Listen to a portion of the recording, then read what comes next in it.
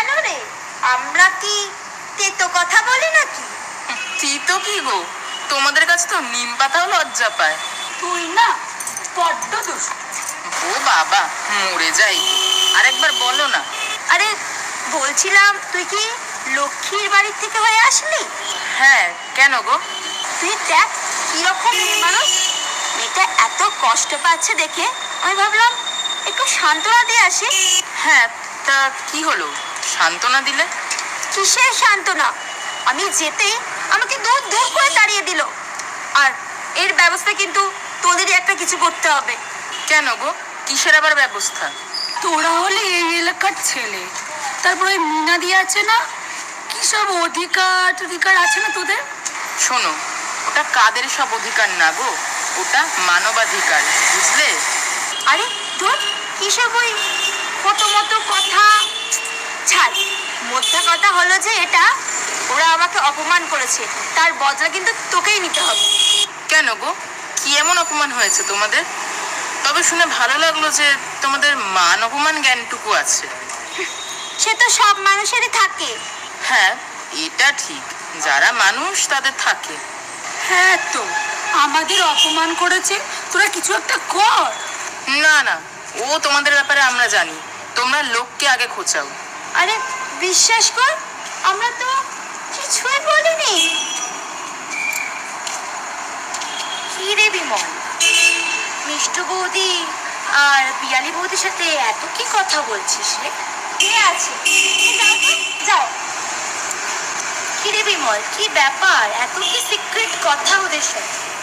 আরে ওরকম কিছু না, আসলে ওকে নাকি ওই লোকটি অপমান করেছে, তো তাই নিয়েই আমায় কিছু একটা ব্যবস্থা নিতে হবে। তাই আর কি। যা গিয়ে এখন তবে চলি।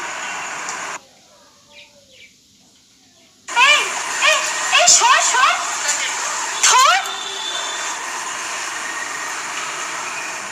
এই তুই এসে না আমার পাকা খুঁটিটাকে কাচিয়ে দিলি।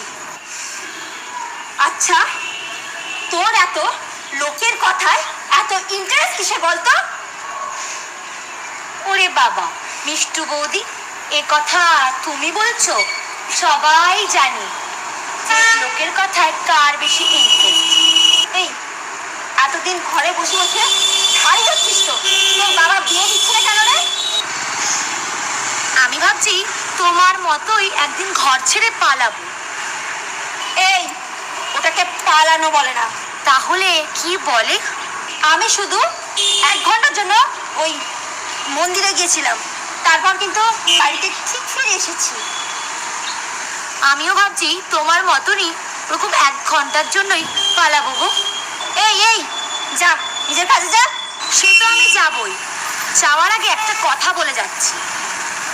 এই পাড়ার বাচ্চা বাচ্চা ছেলেগুলোর এভাবে যদি তুমি মাথা খাও তাহলে দেখে নিও। দেখ ঝুমুর, আমি কিন্তু তোকে অনেকক্ষণ ধরে সহ্য করছি। চুপ করে আমার কথাটা শোনো। এরপর যদি আমি দেখেছি এই পাড়ার বাচ্চাগুলোর মাথা তুমি এইভাবে খেয়েছো এবং তোমার মতলবগুলো ওদের ওপর এইভাবে খাটিয়েছো, তাহলে আমার থেকে খারাপ আর কেউ হবে না, এটা কিন্তু আমি বলে দিয়ে যাবো।